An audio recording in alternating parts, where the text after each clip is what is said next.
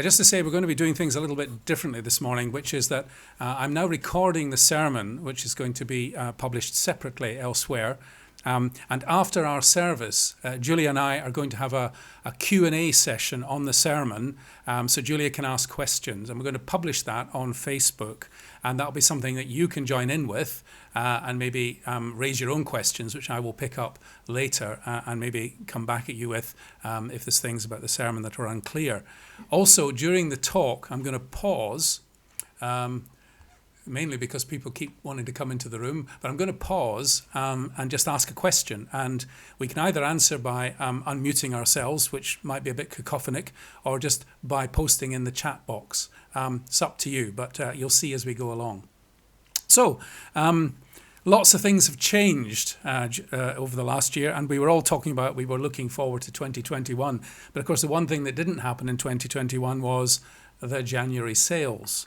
No queuing outside Next at 6 o'clock in the morning. And if you have been buying clothes, you know it's now a risky business. And I'm not talking about pastoral care, because if you buy online or even if you go into a shop, you have to guess your size. For example, if you even if you go into Marks and Spencer's, if you do, you can't go into the changing rooms. You have to guess. And so it's a bit of an adventure buying clothes. I've noticed that Amazon have now started saying things, this producer, this guy tends to underestimate your size, so go one size up if you're buying from them, which is interesting. The thing is that we'd be very miffed if manufacturers insisted that there was only one size, that one size fitted all, which of course it doesn't unless it's Lycra, and even then. And if you were told by a shop, I'm sorry sir, you've got the wrong size of body for our clothes, we'd be particularly miffed. Well, today's passage in John's Gospel it shows that God is not in the business of one size fits all. Today's passage illustrates and records a unique encounter between a man called Nathanael and a man called Jesus. And actually, if you read through John's Gospel in particular, you'll find a number of unique encounters. And that when Jesus meets people, whether it's a woman at a well or Nicodemus or Mary and Martha at the tomb of Lazarus, he doesn't have just one size fits all response. He meets people where they are with their problems, their questions, their difficulties, their objections, because it's not a case of one size fits all. Now, John's Gospel begins with a confident declaration that all of life's questions, all of life's problems, and all of life's purposes can be answered, solved, and fulfilled in Jesus. It's a bold claim.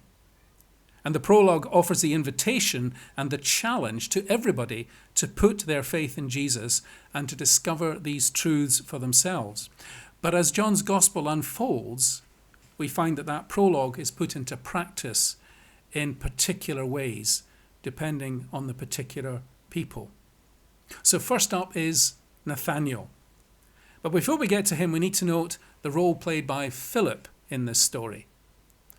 Philip was a follower of John the Baptist who has responded to the invitation to follow Jesus. And now he shares his newfound faith with Nathanael. But his enthusiasm for Jesus is met with skepticism and disbelief and a put down from Nathanael that could have possibly have knocked Philip for six. Can anything good come out of Nazareth? And that's not as casual as it sounds. That really is a put down. It's a bit like when you say to somebody, look, I've become a Christian. And they say, oh, you don't go to church, do you? What a loser. And so my first question, this is where I'm going to pause, is do you know any Nathanaels? Have you shared your faith with anyone who knocked you back? Who basically told you to get stuffed? Or who belittled your faith and your enthusiasm for it? Anybody had a situation like that in their lives? If you have, you can post it on the chat box. And maybe in coffee we can talk about it later on. I see some people are coming up with stuff. And the thing about it is that when you get knocked back, it makes you reluctant to do it again. With anybody, but particularly with that one person. My experience has been with my brother Stuart. He's knocked me back more than once when I've tried to share my faith. And the irritating, annoying thing is he's better at knocking me back than I am with coming forward again to try and invite him to see things differently. And I think sometimes, if we're honest, the reason that we don't do a Philip is because we've been hurt in the past. So when people like me say things like, you should be out there sharing your faith, we're thinking about our Nathanaels. We're remembering the time we did it last. And therefore we feel a bit reluctant. We know we should be sharing our faith. We know that's part of the message. But actually we've been knocked back by Nathanael. And therefore we're a bit reluctant to go forward. I think in Philip, though, we find something of a solution. He doesn't get into an argument. He doesn't try to defend God or even Jesus. He doesn't get upset and defensive and therefore aggressive. He says something quite simple, quite straightforward. He says, come and see. Come and see. Can that be us, do you think? We have faith in Jesus, but it's more than just believing in a person who lived 2,000 years ago, and it's more than just believing in facts about him that are part of our kosher faith, as it were. It's not our doctrines that are important here, it's our relationship. See, the thing is, bluntly, Jesus is more than capable of looking after himself. He's more than capable of standing up for himself. He doesn't need us to defend him, if we mean by that we're having to sort of justify our faith in him. And the key thing here is that the Jesus who Philip met face to face and with whom he shared to Nathanael is still present by his Spirit today. Now, of course, unlike Philip, we can't bring our Nathanaels into Jesus' physical presence, but we can bring him into our fellowship and allow them to see Jesus in us. Perhaps when it comes to sharing our faith, it's not what's sometimes called apologetics that we begin with, a kind of defending the content of our faith or proving the resurrection or talking about sin and its reality. Perhaps it begins with us just saying, come and see. And by that I mean don't sort of come along and just see the kind of the workings of the church or the activities we do, but through those activities, through those joinings together that we have as the body of Christ, is praying and expecting Jesus to manifest himself in us, through us, and in our times together. Our challenge, at least in the first part of this year, is how to bring people into contact with Christ, given that our physical gatherings are so restricted, whether in church or out, whether in social get-togethers or in cell groups. But actually, I do wonder, and I've been pondering this for the last couple of weeks, whether there is a strange blessing that's coming to us through this pandemic, which is that we can invite people to church without them needing to cross the threshold of a building. Now, I don't know about you, but I do remember a story I was told about an evangelistic exercise at St John's College in Nottingham, where the class were gathering they were learning about sharing their faith. And the lecturer said, well, we're having a practical today, we're having a field trip. And he told them to go out and find a betting shop and put an each-way bet on a horse in the 4:15 at Southall racecourse. And that was the exercise. And the class looked gobsmacked, to use Jill's word, thinking, what? We're going to go and lay a bet on a horse? And half of them said, I would never do that, I'm a good Christian. And the other half said, well, the teachers told us to do it, we better get out there. So off they went into Beeston. And then one of them said, well, where's the betting shop? I don't even know where the betting shop is. I've never been in one before. And so half of them then gave up at that point. Oh, I don't know where the betting shop is. And the other half looked around and they found it. And they were down to about 5 or 6 students by this stage. And 4 of them said, hang on, this is my parish. People might see me going into a betting shop. That's not going to do my reputation any good. I'm training for the ministry. And I think eventually one person managed to get into the betting shop, and even then he had to ask what an each-way bet was all about. Anyway, they came back to the lecture room all angry, all upset, all defensive. And the lecturer said, well, how did you get on? They said, how dare you ask us to go and lay a bet on a horse? We don't gamble. That's not Christian. And then he calmed them all down. He said, right, guys, every emotion that you've felt, every experience you've just had in the last hour, that's what people who have never been to church feel like when you ask them to church. They've never been in there before. They don't know where it is. What happens if their mates see them? They don't know what to do. They don't want to stand up or sit down. They don't know the songs. And that's still true today. We're familiar with church. We're comfortable in church. But maybe the people we're trying to bring to Christ, church is not the best place to start, except now. Because right now, you can invite your friends to church and they don't have to cross the threshold. You can invite them to church and they don't even have to tell us their name. You can invite them to church and the rest of us don't even know that they're there. Right now, some of you are on mute in terms of your video. You can change your name. Some people are called iPad 2. Other people are called Gordon or Jill. You can put visitor rather than your name. Anything's possible on Zoom. The point is you can invite people to church without having to bring them to church. But what you can do, and this is the challenge, is be confident enough that if they do come into our gathering, like this morning, that they can encounter Jesus. And that Jesus, who is in us, wants to encounter them. And this is the bit where we have to let go and trust. This is where we have, having said, come and see, we have to trust that God will let them see him. Let them see Jesus. Yes, in us and through what we're saying and doing. But more importantly, it won't be us that they're seeing, but Christ in us, the hope of glory for the world.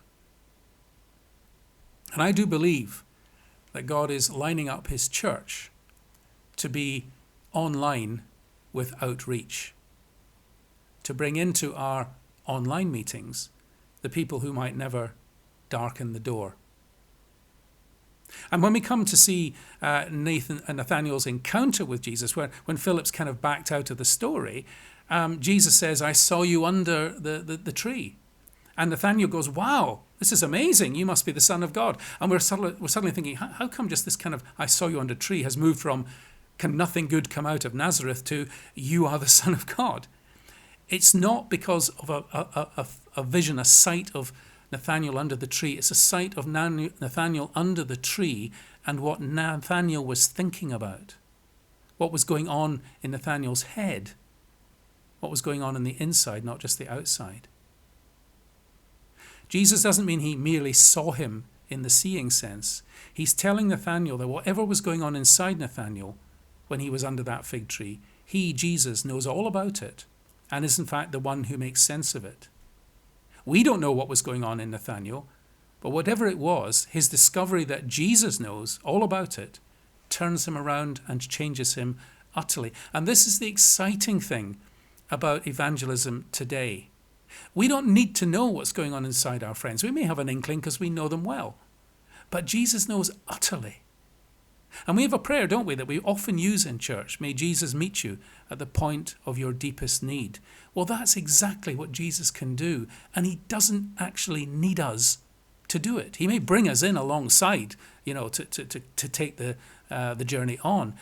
But if we have confidence that Christ's love for our friends is as deep as his love for us, then we can step back and let Jesus take over. We can let God do the convicting rather than us doing the arguing. So Nathanael jumps right in. And he says, you are the Son of God. You're the one I want to follow. Having held back, he now jumps in. And Jesus says, in effect, slow down. You've given up your skepticism. That's good. But now you need to sit at my feet and get to know me and who I really am. And this is why our virtual doors, as well as our eventually church doors, have to be always open. Why we have to let everyone in who wants to come. Because there is a difference between conversion and discipleship. Many people respond positively when they encounter Jesus and when that encounter leads to the solving of their problems, whether it be a healing or something else. But the encounter needs to lead to relationship if it's going to go anywhere. Otherwise, Christianity is just reduced to a consumer product. Nathanael has been converted. Now he needs to be discipled. And that is where Philip re-enters the story. That's where we re-enter the story. Having brought Nathanael to Jesus, Philip has stepped back and allowed his friends to meet Jesus for himself. Now Philip steps forward and, as a fellow believer in Jesus, is there to accompany Nathanael on his journey of faith and to help Nathanael deepen his understanding of Jesus. And Philip does this, even though he himself is a pretty new Christian. And that's where RSVP comes in. Yes, we invite people in. Yes, we expect Jesus to meet with them. And yes, wonderfully, Jesus will meet them at the point of their deepest need. But we then have to encourage them to RSVP. Respond. Commit. Even if that commitment at first is, well, I don't know, I need to know more. It may be coming along to one of our cell groups. It may be joining one of our courses. It might be, if people want it, that we rerun the START course or Alpha or something similar. The point is, an encounter with Jesus has to go somewhere if it's going to change lives permanently. They need to RSVP to the call and the contact they've had with Jesus. So that is our task. That's who we are. We're Philip. Of course, at any given moment in our congregations, online, in our cell groups, whatever, there can be the Nathanaels, the people who aren't sure, the people who have perhaps been hurt by Christianity in the past, who are skeptical about the content of our faith, who are cynical about our motives. That's okay. Actually, I'd love our Sundays, our midweek prayer meetings, and everything that we do to be a mixture of Philips and Nathanaels, where the Philips are saying, okay, I understand your doubts, I respect your fears, and I'm sorry about your experiences, but come and see. And the Nathanaels, encountering Christ perhaps for the first time, and knowing that he knows everything about them, find that they are drawn into faith and into followership. So my final sort of question, just to ponder, think back to my first question. Have there been Nathanaels in your life? Think about those Nathanaels who knocked you back. Can you think, can you pray, can you see yourself this week reaching out to them again? Not with argument, but with the words, come and see. And will you commit yourself next week, week after, whenever, to bring your Nathanael, whoever he or she might be, to invite them to online worship as part of your Christian outreach? Thanks for listening.